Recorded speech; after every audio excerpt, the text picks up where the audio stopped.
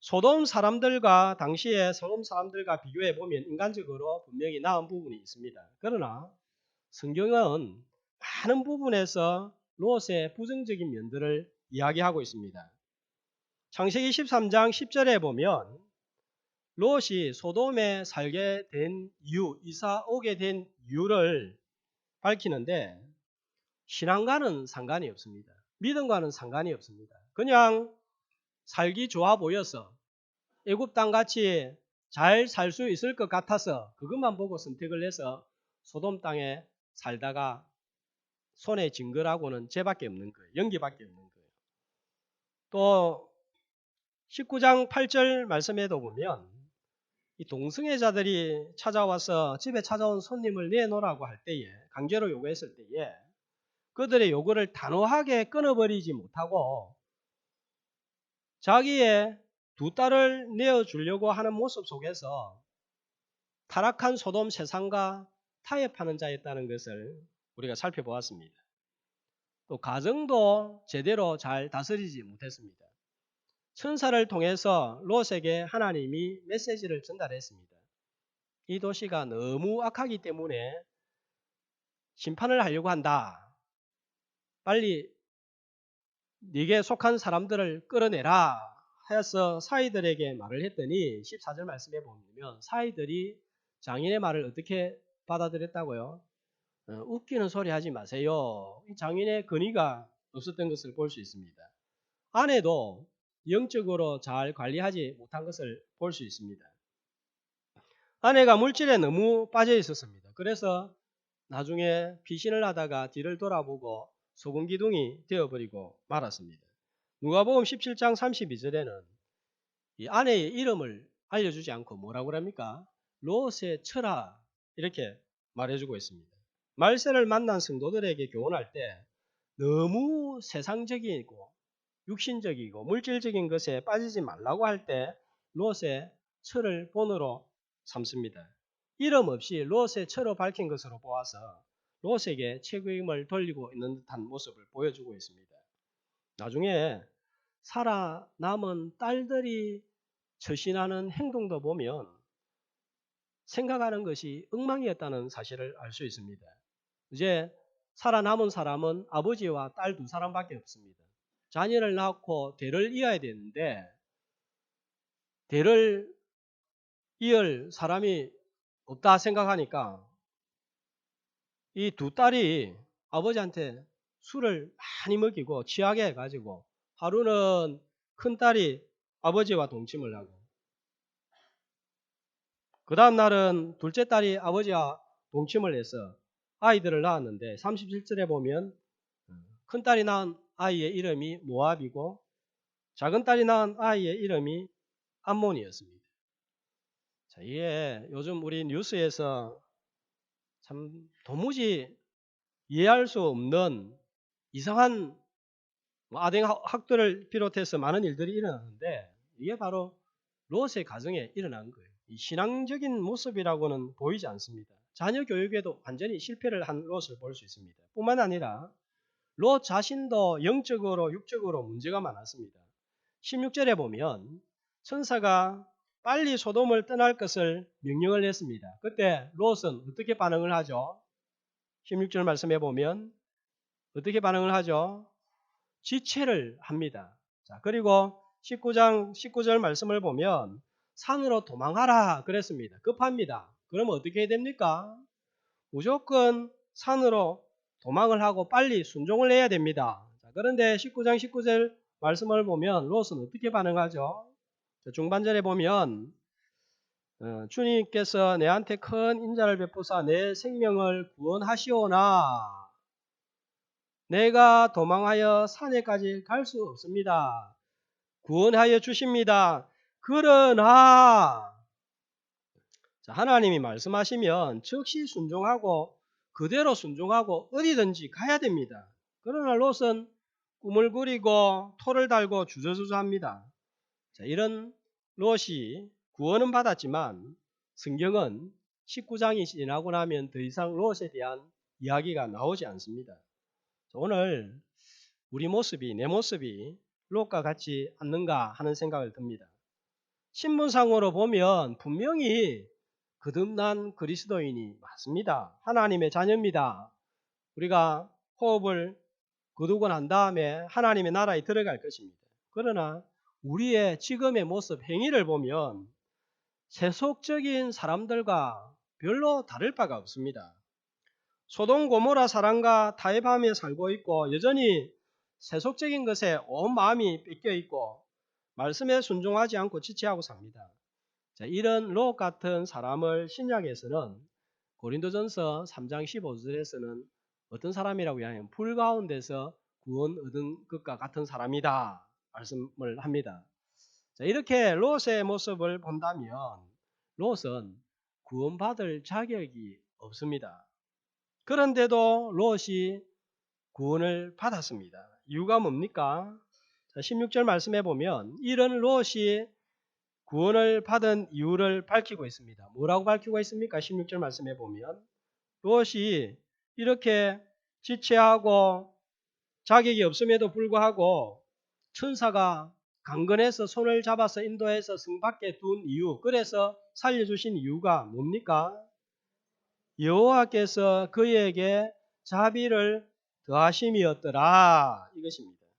자, 이 자비란 말은 히브리어로 햄나 하는 단어인데 상대방의 행위와 전혀 상관없이 그저 베푸는 긍휼을 가리켜서 자비다 그럽니다. 하나님께서 롯을 건져내실 때에 롯의 신앙과 믿음과 행위를 보았다면 결코 건져낼 수가 없습니다. 하나님께서 롯의 행위를 보지 않았습니다. 행위를 보았다면 롯도 죄가 되고 말아야 됩니다. 하나님께서 소돔 고모라 같은 도시에서 나를 구원의 백성이 되게 하신 이유는 뭡니까? 우리의 행위를 보고 한 게 아니에요.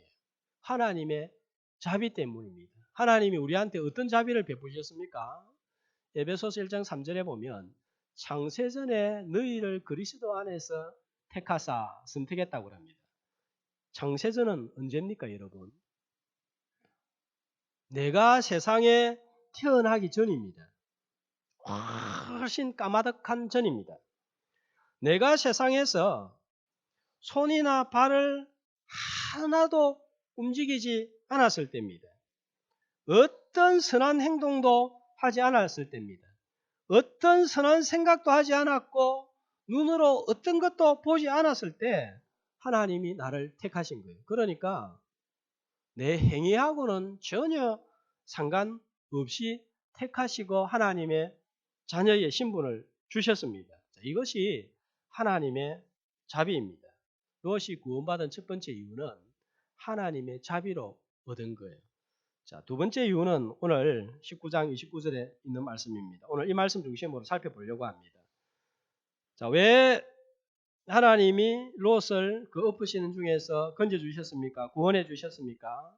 아브라함을 생각하사 아브라함 때문에 16절의 말씀과 이 말씀은 어떻게 이해되겠습니까? 16절은 하나님의 자비 때문에 건져주셨다고 하고 오늘 29절 말씀은 아브라함 때문에 사람 때문에 건져주셨다 하는 것입니다. 롯을 구원하는 것은 궁극적으로 하나님의 자비인데 하나님의 자비가 아브라함으로 말미암아 작동이 되었다 이렇게 해석을 할 수 있겠습니다. 그러면 하나님은 아브라함의 무엇을 보시고 롯을 구원했을까요?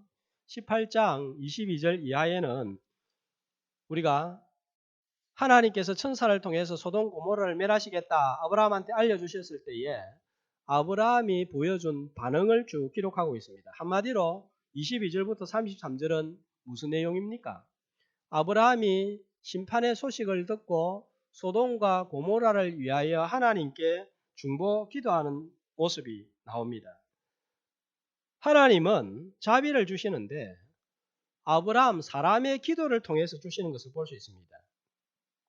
성경에는 하나님께서 구원의 자비를 베푸시는 것을 여러 군데에서 발견을 할 수 있습니다. 출애굽기 2장 23절에서 25절 말씀 보면 이스라엘이 애굽에 종살이할 때 구원의 자비를 베풀어 주셨는데 이것은 하나님께서 반드시 하실 약속입니다. 그런데 이 언약이 이루어지는 하나님의 자비는 출애굽기 2장 23절에서 25절입니다. 어떻게 임하게 되는가 하면 탄식하며 부르짖으니 하나님께서 그 고통 소리를 들으시고 이스라엘 백성들한테 출애굽은 하나님이 반드시 이루실 하나님의 일이지만 이스라엘 백성들이 기도할 때 이런 일이 일어나도록 하셨다는 거예요. 바벨론 포로에서 이스라엘 백성들이 돌아오는 것도 하나님의 확실한 약속입니다. 70년 지나면 다시금 이스라엘 백성들이 팔레스타인으로 돌아올 것이다. 하나님의 약속입니다. 그런데 에스겔 36장 37절을 보면 이렇게 말씀하고 있습니다. 같이 그래도 이스라엘 족속이 이같이 자기들에게 이루어 주시기를 내게 구하여야 할지라. 무슨 말씀입니까? 하나님이 다 하실 일이지만 이스라엘 백성들이 하나님께 기도할 때 그 일을 이루시겠다 말씀하십니다. 사도행전 12장 5절에 보면 베드로는 옥에 갇혔고 교회는 뭘 했습니까? 베드로를 위해서 간절히 하나님께 기도했습니다. 그러니까 어떤 일이 일어났습니까?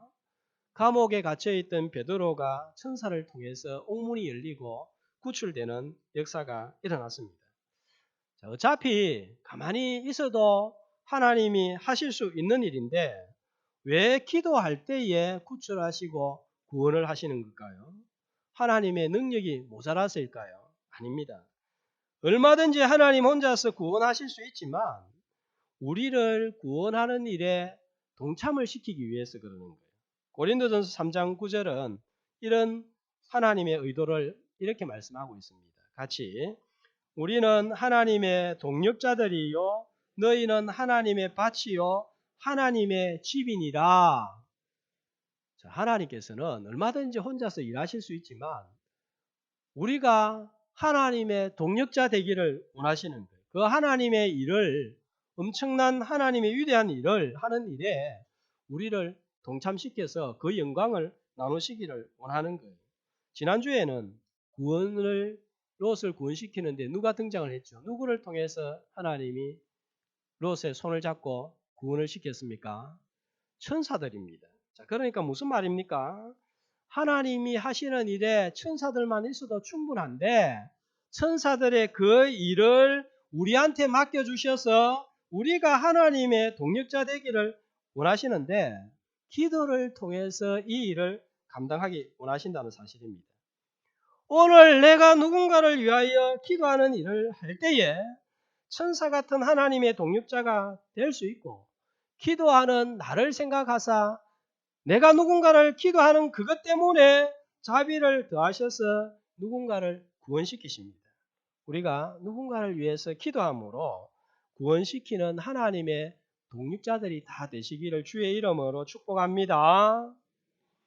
자, 그렇다면 아브라함은 하나님께 어떻게 기도했기 때문에 롯을 구원시켰습니까? 자, 22절 말씀을 보시기를 바랍니다.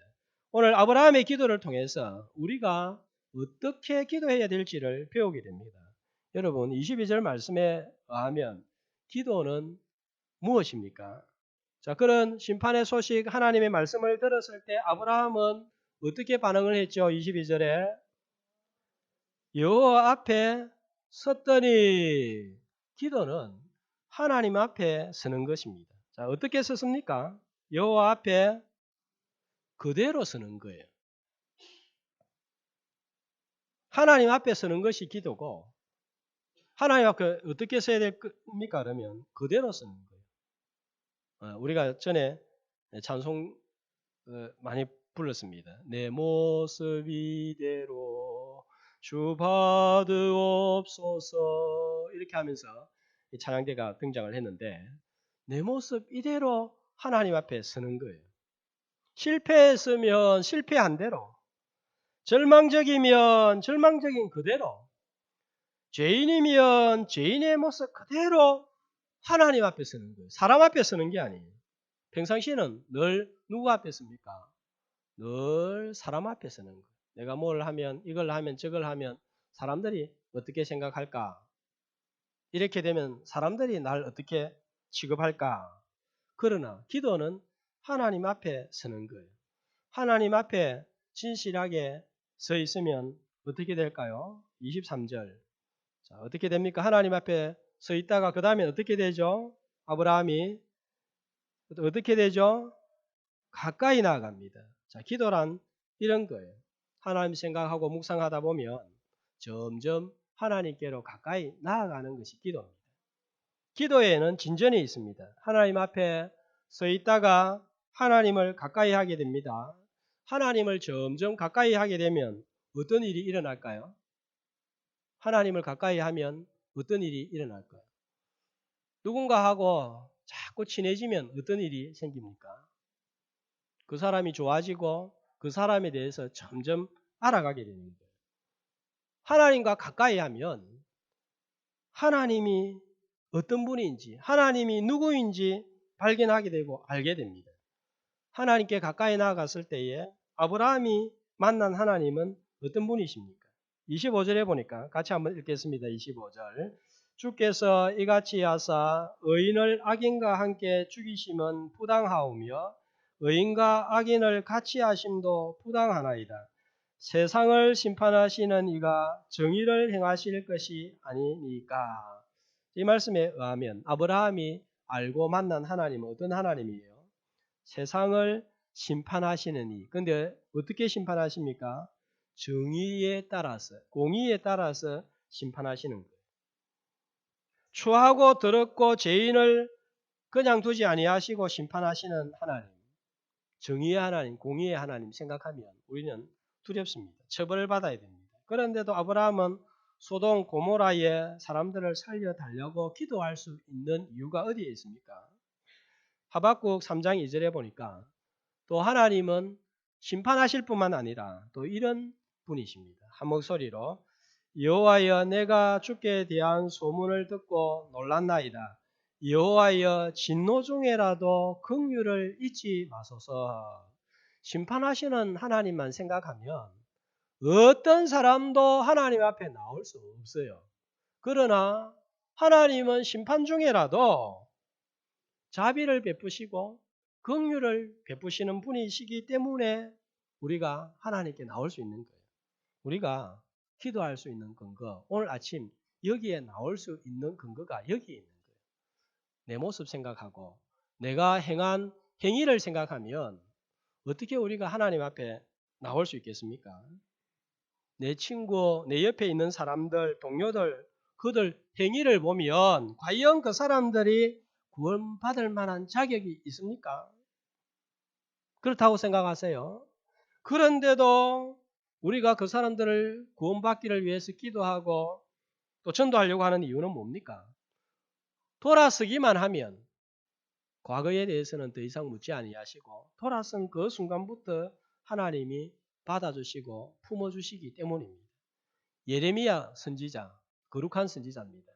그 선지자가 아침마다 하나님께 나아갈 수 있었던 근거는 뭡니까? 예레미야가 3장 22절 23절에 보면 여호와의 자비와 긍휼이 무궁하심으로 우리가 진멸되지 아니함이니이다. 이것이 아침마다 새로우니 주의 성실이 크도소이다. 오늘 아침도 우리가 여기에 나올 수 있는 이유는 나의 악한 행위와 악한 생각보다 하나님의 자비와 긍휼이 훨씬 더 넓고 크고 높기 때문입니다. 우리 신앙생활의 문제가 뭡니까? 하나님에 대해서 잘 모르는 거예요. 하나님에 대해서 잘 모르기 때문에 하나님을 절에 있는 부처나 무당이 꾸다는 귀신과 동급으로 취급합니다. 그래서 신앙생활을 이상하게 하는 사람들이 있습니다. 시편 46편 10절은 그래서 우리에게 이렇게 말씀합니다. 같이 이르시기를 너희는 가만히 있어 내가 하나님 됨을 알지어다. 우리가 신앙생활할 때에 중요한 것은 하나님을 아는 것입니다. 기도하다가 성경에 나타난 바른 하나님을 만날 수 있기를 주의 이름으로 축복합니다. 자, 하나님이 어떤 분인지를 제대로 알게 되면 내가 하나님을 만나면 만날수록 또 확실하게 아는 존재가 있습니다. 누구입니까? 누굴까요?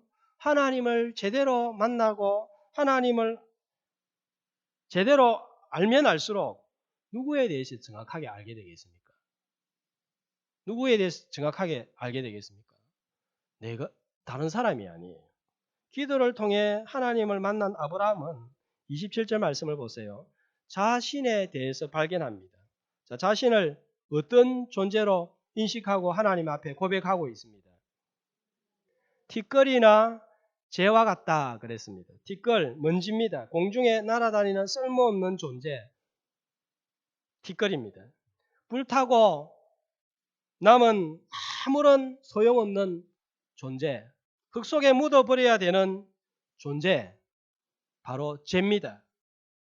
하나님을 만나는 사람들은 자기가 하나님 앞에 이런 존재라는 사실을 깨닫게 되는 거예요. 그래서 하나님을 만난 사람들은 절대로 교만할 수가 없는 거예요. 사람이 참 대단한 것 같은데 외로움을 견디지 못합니다. 살아있는 동안 신은 죽었다 하면서 강의를 하고 외치면서 돌아다녔던 철학자 니체였습니다. 그런데 나이가 점점 들면서 외로워지기 시작했고 말년에는 얼마나 외로웠던지 미친 사람처럼 지나가는 말에 목을 붙들고 펑펑 길거리에서 사람들이 다 보는 앞에서 울었다고 합니다. 그가 죽은 후에 남긴 메모가 발견되었는데 미친 사람처럼 낙서를 하듯이 글을 기갈겨 이렇게 적어 놓았다고 합니다. 신이여, 당신은 살아있고 나는 죽었다. 강한 것 같지만 죽음 앞에서는 아기보다 더 연약한 티끌 같고 저 같은 존재가 내 자신인 거예요. 또 어떤 존재입니까? 하나님 믿는다고 하지만 하나님께 기도를 해도 자기만 생각하는 이기적인 존재가 우리예요. 타고 가던 배가 파손이 되어 두 사람이 구명보트에 남게 되었고 바다에 표류하게 되었습니다. 너무 무서운 거예요. 아무리 둘러봐도 망망한 대밖에 없었습니다. 그래서 한 사람이 간절한 마음으로 하나님께 이렇게 기도를 했습니다. 하나님, 만약에 저를 이 바다에서 살려주신다면 제 재산의 절반을 하나님께 돌아가면 바치겠습니다. 기도를 했습니다. 기도를 하고 나니까 이게 파도가 더 거칠어지고 바람이 심하게 불었습니다. 그러자 다시 이 사람이 기도를 간절하게 합니다. 하나님, 제발 저의 간절한 기도를 들어주시고 제 목숨을 구해주신다면 저의 재산의 3분의 1을 바치겠습니다. 이렇게 기도를 했습니다. 그래도 살아남을 가능성이 안 보이는 거예요. 이제는 안 되겠다 싶어가지고 다시 기도합니다. 하나님, 제발 제 기도를 들어주세요. 이번에 제 목숨을 구해주시면 제가 가지고 있는 재산 전 이렇게 이제 기도하려고 하는데 옆에 있는 한 사람이 야, 섬이 보인다. 그만 기도해.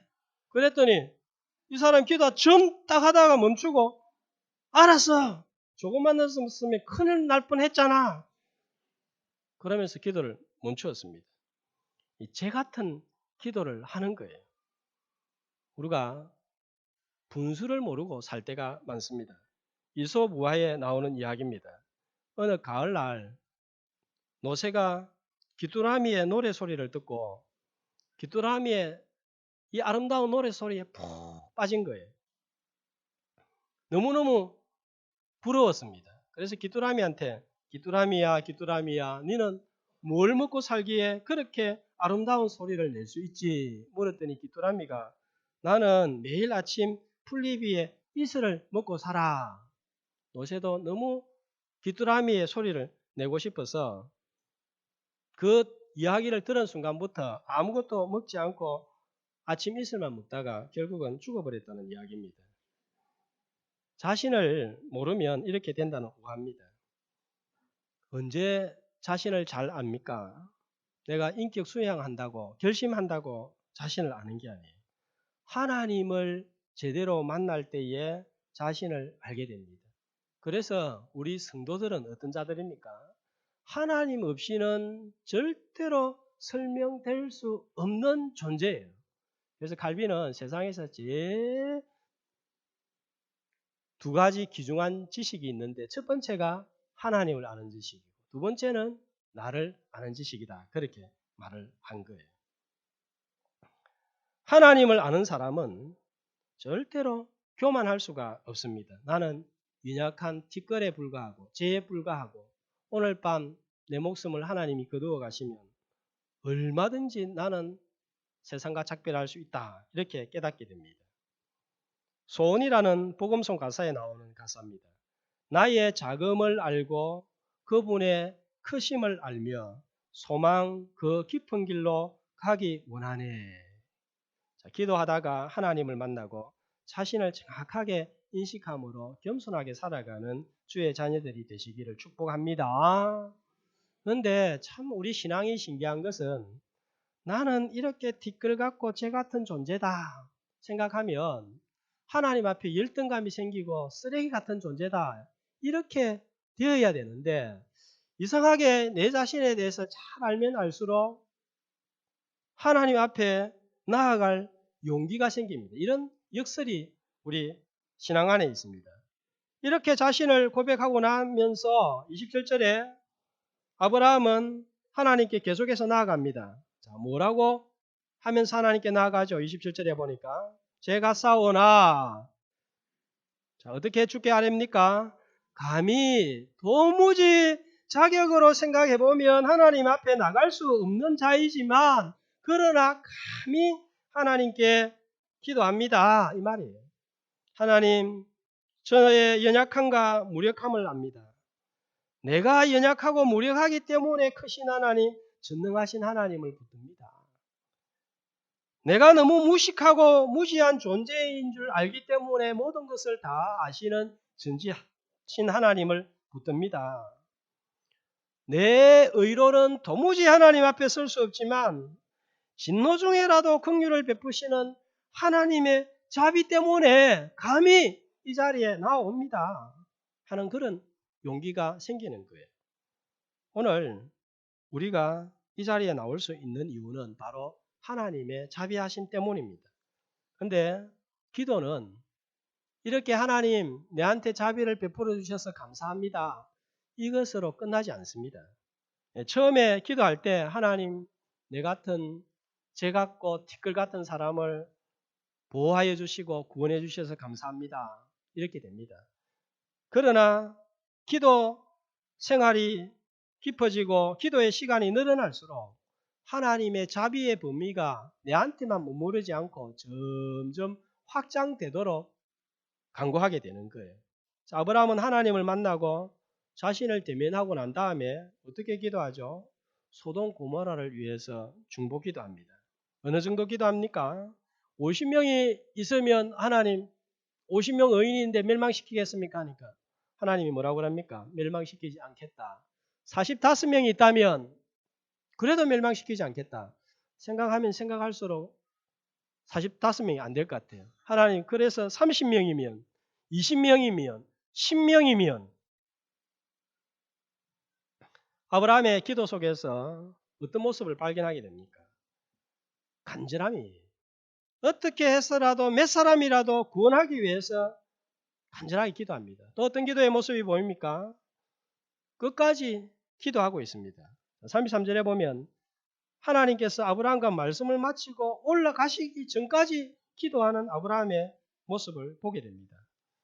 새생명 축제가 이제 다음 주로 다가왔습니다. 한 주간 남았습니다.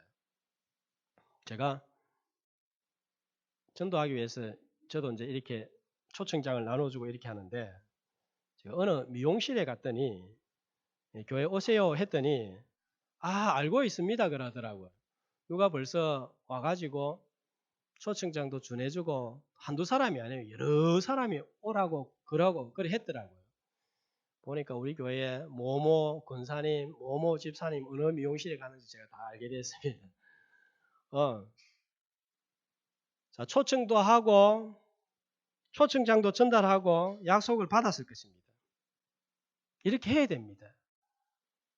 모든 할 일을 다 한 후에 우리가 해야 될 일이 뭡니까? 기도하는 거예요. 기도해야 되는 이유는 하나님께서 자비를 더하시지 아니하면 마음이 열리지 않고 발걸음이 움직여지지 않기 때문입니다. 사도행전 16장 루디아의 마음이 어떻게 열렸는지 이렇게 말씀하고 있습니다. 사도행전 16장 14절입니다. 같이 루디아라 하는 한 여자가 말을 듣고 있을 때 주께서 그 마음을 열어 바울의 말을 따르게 하신지라. 하나님이 마음을 열어주셔야 되는 거예요. 잠언 16장 9절은 또 이렇게 말씀하고 있습니다. 같이 사람이 마음으로 자기의 길을 계획할지라도 그 걸음을 인도하는 자는 여호와시니라. 예. 우리가 초청장도 전달해주고 애도 쓰지만 걸음은 누가 인도하십니까? 하나님이 인도하시는 거예요. 하나님께서 발걸음을 옮겨 주셔야만 되는 거예요. 그래서 간절히 끝까지 기도하는 것입니다. 이번 한 주간 전하고 기도하고 전함으로 하나님의 자비가 나한테만 머무르지 말고 이웃과 친구와 동료들에게 확장되어서 나를 생각하사 나 때문에 구원받는 롯과 딸들이 있게 되기를 주의 이름으로 축복합니다. 내가 구원의 통로가 되는 이번 한 주간 되기를 주의 이름으로 소망합니다.